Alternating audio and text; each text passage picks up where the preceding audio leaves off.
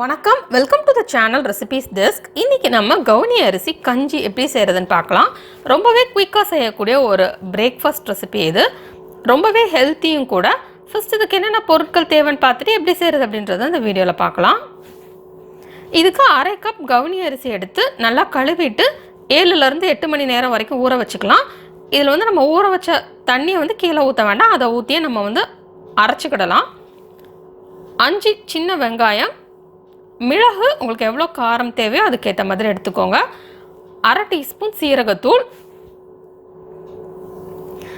First நம்ம ஊற வச்சுருந்த கவுனி அரிசியை தண்ணியை வடிகட்டிட்டு நம்ம அரைச்சிக்கலாம். தேவைப்பட்டால் நீங்கள் கொஞ்சமாக அந்த ஊற வச்ச தண்ணியவே சேர்த்து அரைச்சிக்கலாம். நெக்ஸ்ட்டு நம்ம மிளகு எடுத்து அதை தட்டிக்கலாம். நீங்கள் மிளகு பொடினாலும் சேர்த்துக்கலாம், உங்களுக்கு குறப்பாக வேணும் அப்படின்னா நீங்கள் இந்த மாதிரி தட்டி சேர்த்துக்கலாம்.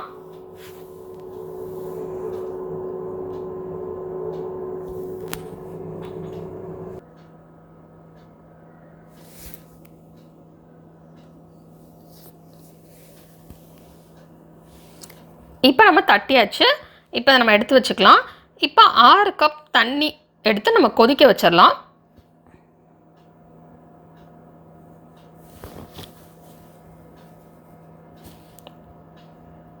தண்ணி நல்லா கொதிக்க ஆரம்பிக்கட்டும். இப்போ இதில் நம்ம அரைச்சி வச்சிருக்கிற அந்த கவுனி அரிசி சேர்த்துடலாம்.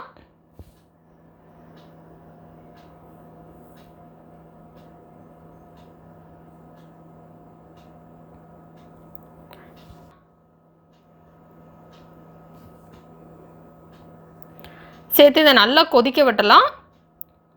நல்லா அந்த அரிசி குக் ஆகணும்.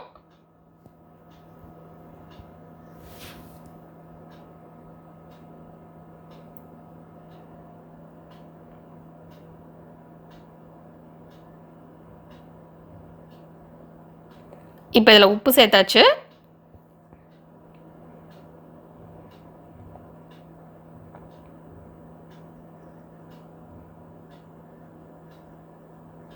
இதை நல்லா இப்படி கிண்டி விட்டுட்டே இருக்கலாம், அப்போ தான் கீழே பிடிக்காது. இந்த கவுனி அரிசியில் நிறைய ஹெல்த் பெனிஃபிட்ஸ் இருக்குது. அதனால் நமக்கு எப்படி பிடிக்குமோ நம்ம அந்த மாதிரி நம்மளோட டயட்டில் சேர்த்துக்கலாம். இப்போ இது நல்லா கொதிச்சிருச்சு.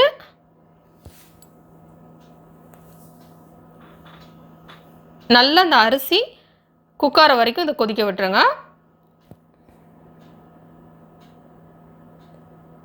இப்போ இதில் நறுக்கி வச்சிருக்கிற சின்ன வெங்காயம் சேர்த்துக்கலாம். உங்களுக்கு எவ்வளோ தேவையோ நீங்கள் அதுக்கேற்ற மாதிரி சேர்த்துக்கலாம். இப்போ இதில் சீரகத்தூள் சேர்த்துடலாம். நெக்ஸ்ட் இதில் நம்ம தட்டி வச்சிருக்கிற மிளகுத்தூள் சேர்த்துடலாம். சேர்த்துட்டு இதை நல்லா மிக்ஸ் பண்ணி விட்டுடலாம். மிக்ஸ் பண்ணி விட்டுட்டு ஒரு 5 நிமிஷம் கொதிக்க விட்டுடலாம்.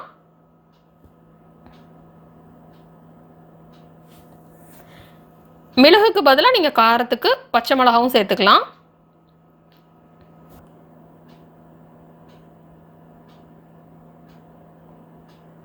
உங்களுக்கு என்ன கன்சிஸ்டன்சி தேவையோ அதுக்கேற்ற மாதிரி நீங்கள் இதை கொதிக்க விட்டுக்கோங்க. கொஞ்சம் திக்காக வேணும் அப்படின்னா இது நல்லா கொதிக்க விட்டுலாம்.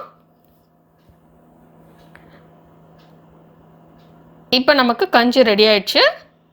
இது நல்லா சூடாக சாப்பிட்றதுக்கு ரொம்ப நல்லாயிருக்கும். இந்த ரெசிபி நீங்கள் வீட்டில் ட்ரை பண்ணி பாருங்கள். இந்த ரெசிபி உங்களுக்கு பிடிச்சிருந்தா லைக் பட்டன் கிளிக் பண்ணுங்கள். உங்கள் ஃப்ரெண்ட்ஸோட இந்த ரெசிபி ஷேர் பண்ணுங்கள்.